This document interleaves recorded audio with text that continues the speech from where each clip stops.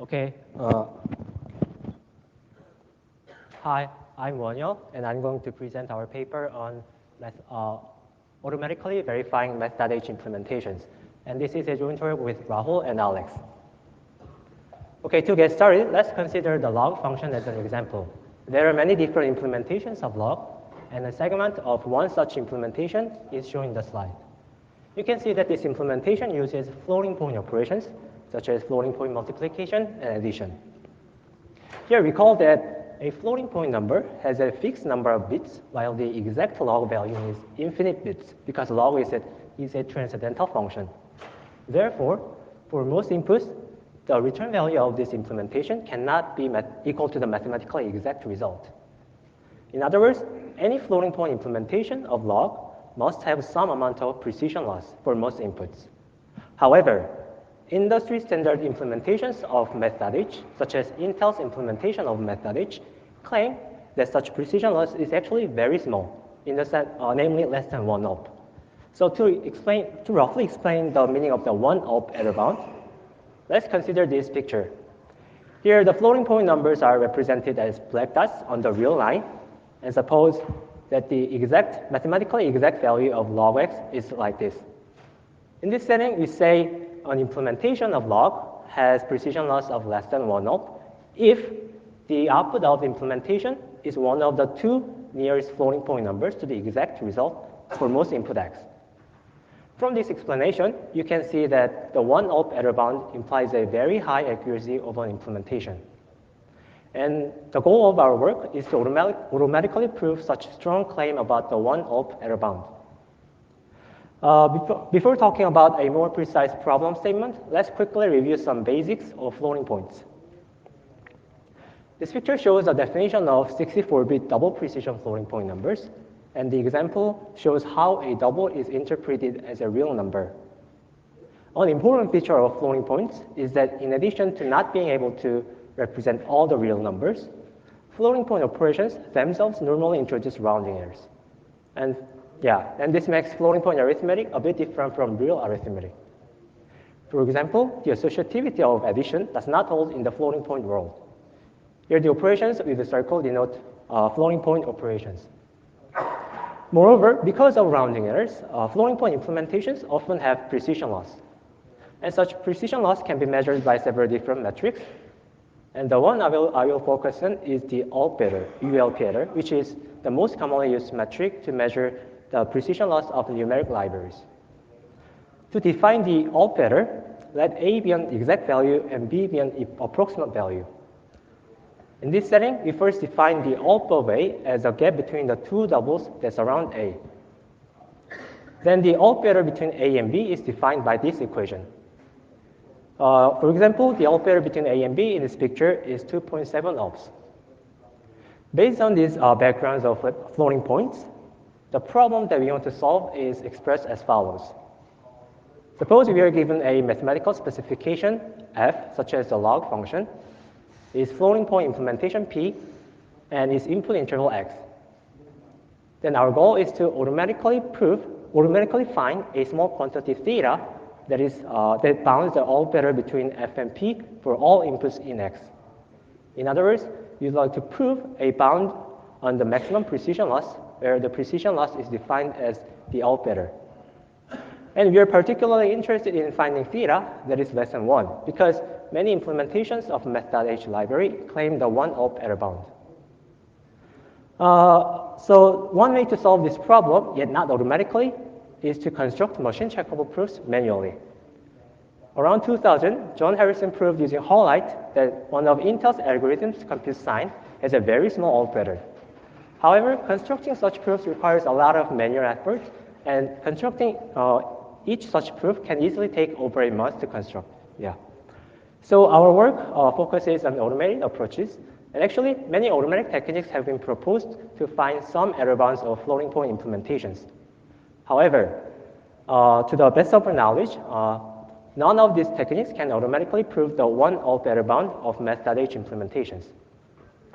Before talking about our approach to solve the problem, let's first look at a standard way to find some ULP error bounds of floating point implementations. A key ingredient of the standard error analysis is the 1 plus epsilon property, which enables us to model rounding errors. This property says for doubles A and B and an exact operation star, the result of the corresponding floating point operation is modeled by the right-hand side of this equation. Here, the variable delta models the rounding error from the floating point operation circle star. In other words, this property states that the floating point result is always contained in a very small neighborhood of the exact result, which is specified by this set. And the size of the small neighborhood is always bounded by the small constant epsilon. Now let's see how this property can be used in standard error analysis. To help your understanding, suppose we want to compute the square root of 1 plus x, and our floating point implementation E is given by a Taylor series expansion of fx. To find an all-fair bound of E, standard error analysis first constructs an abstraction A delta of E using the 1 plus epsilon property. The abstraction A delta is constructed by replacing floating point operations with their corresponding exact operations, and then multiplying 1 plus delta terms for each operation. Here we can prove that the abstraction A delta constructed in this way is a sound abstraction of E in the sense that the below equation holds. This equation basically means that the behavior of E is over-approximated by the abstraction A delta. Using this sound abstraction A delta, we next compute a relative error bound of E. A relative error bound theta rel is obtained by solving an optimization problem. And in our example, we need to solve this particular optimization problem. The reason why we bounded the relative error is that there is a close relationship between the alt error and the relative error. We use this relationship to finally obtain an alt error bound of theta alt of E. In this way, we can automatically compute some alt error bounds of floating point expressions, and this is the standard way to do this job. However, this standard approach is not precise enough to prove the one alt error bound. This graph shows alt error bounds of Intel's log implementation. Here, the orange line shows the best known error bounds prior to our work, and this was obtained by a technique based on the standard approach. Although the error bounds are quite small, for example, 3 ops for most input values, there is some gap between these error bounds and the 1 op bound, which is our ultimate goal. More importantly, the orange error bounds for inputs near 1 is 10 to 14 ops, which is a little bit bigger than 1, but it is. So why do you get such loose error bounds? This is mainly because in some useful cases, floating point operations are actually exact, meaning that they don't introduce any rounding errors in some useful cases. For example, a floating point multiplication by a power of 2 is always exact if the magnitude of x is not very small. Also, a floating point subtraction is always exact if the two operands are close to each other. Standard error analysis ignores such exactness results and sometimes construct imprecise abstractions.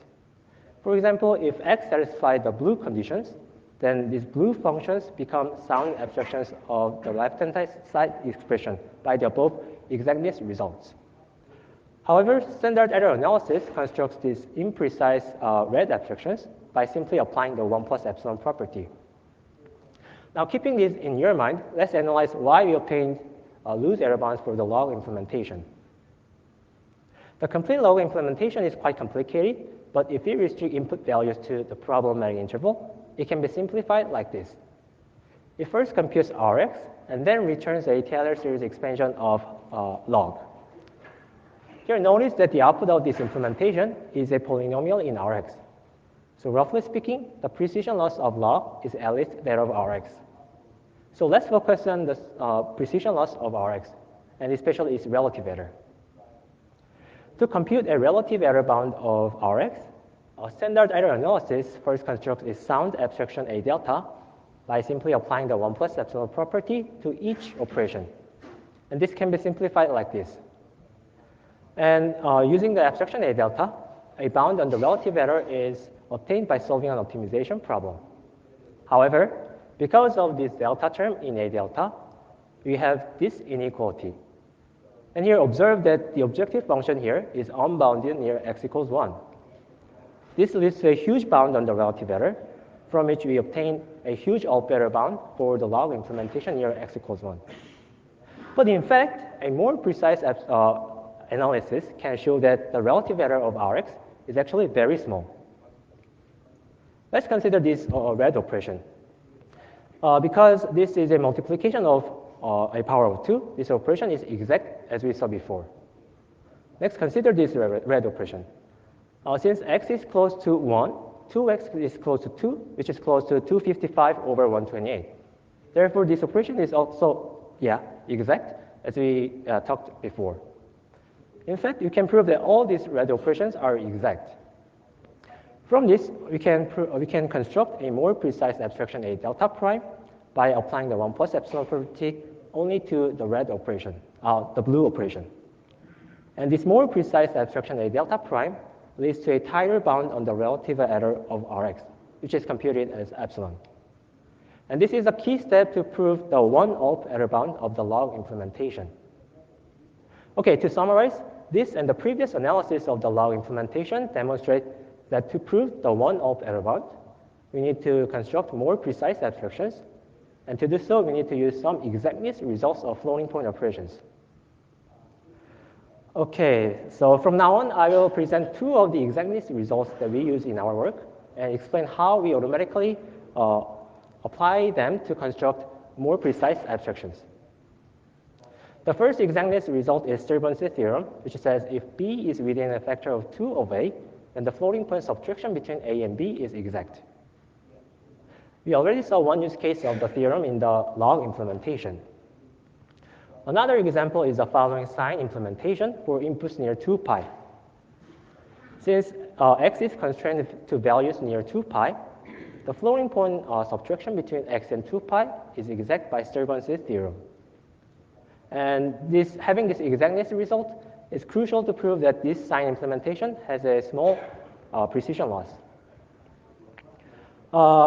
Okay, and then let's now talk about how to apply this theorem to construct better abstractions automatically. In our work, we automatically apply the theorem in the following way. Suppose we want to compute an abstraction of E minus E prime. To do so, we first construct an abstraction of E and E prime. But to apply Sturban's theorem to the subtraction operation, we need to check its precondition. To see whether the precondition holds or not, we solve 2 optimization problems about abstractions, and then check whether these inequalities hold. Now consider the case when the check passes. In such a case, we have this inequality, which implies the precondition that we wanted to check. So this means that we can apply Sturban's theorem to E minus E prime, and by applying the theorem, we obtain this precise abstraction for the left-hand side expression.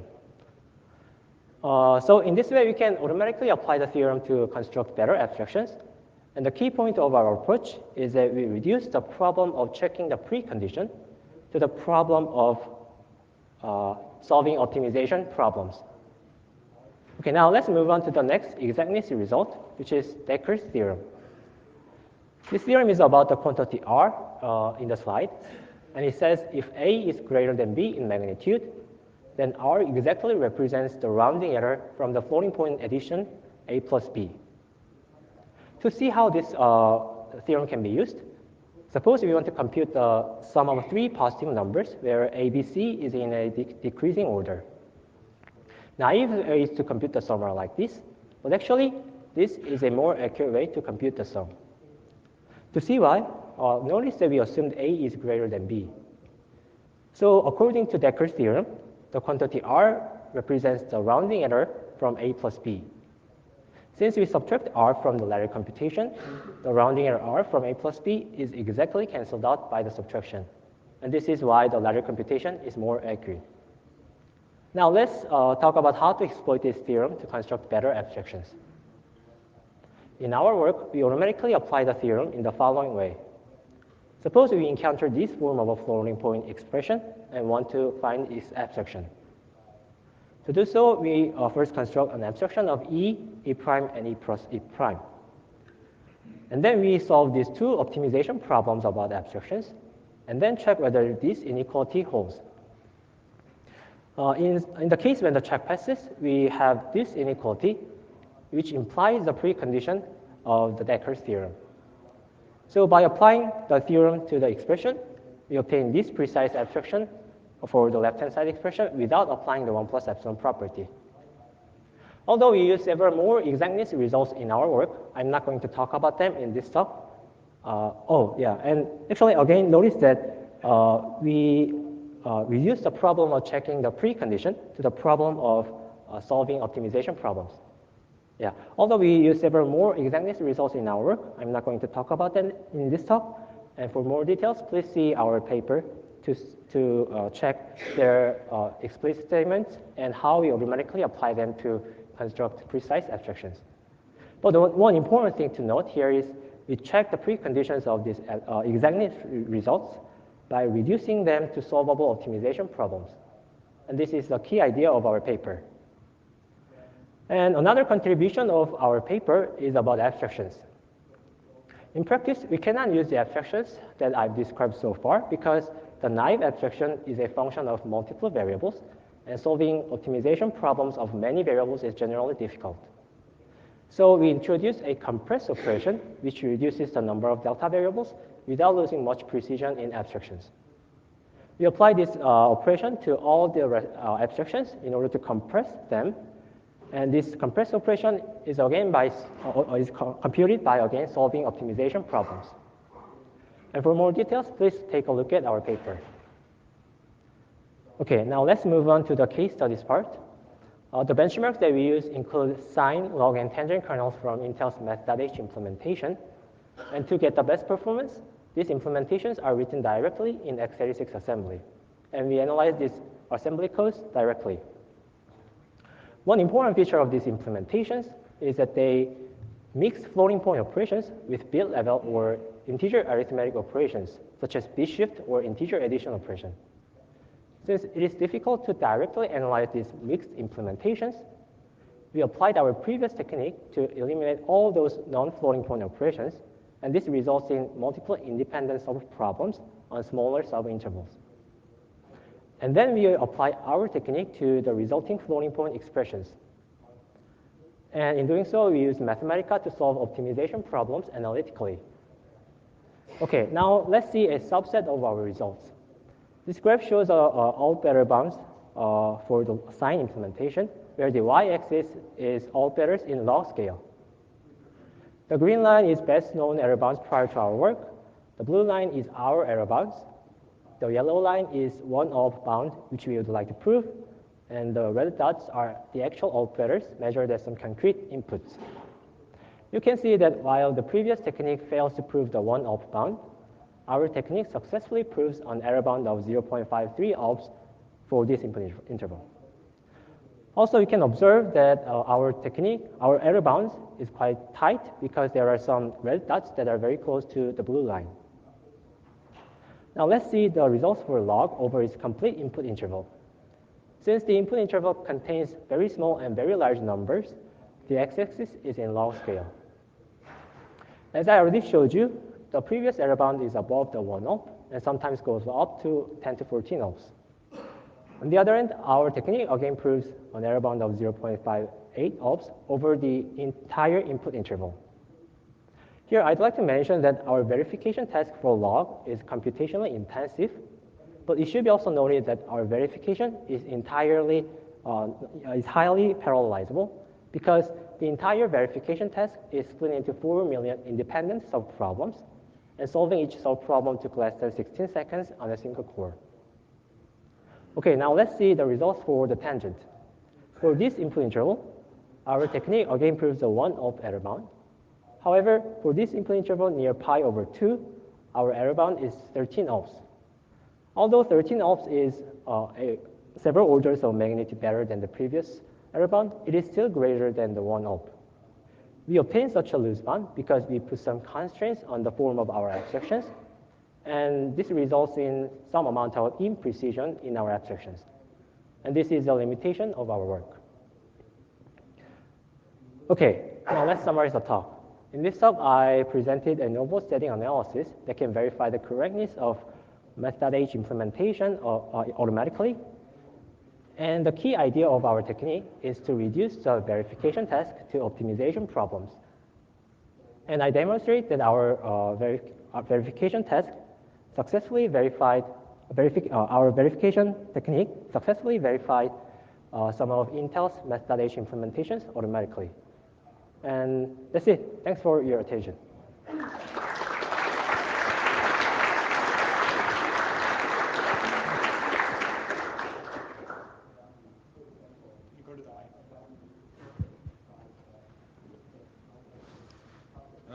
Thanks for this interesting talk. I have a question about the use of an optimization solver. Pardon? About the use of an optimization solver. Use of optimization, yeah. Oh, yeah. Yeah. So it seems like to me, it seems like it's a bit overkill for what you're doing. Have you already tried to use an SMT solver? So this is my first question. And my second question is,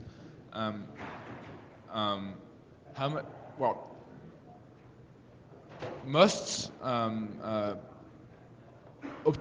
optimization solvers actually use a floating point internally, even though it's floating points internally, even though it's with higher precision, it's still floating points, and it depends, but most of the time they don't certify their results.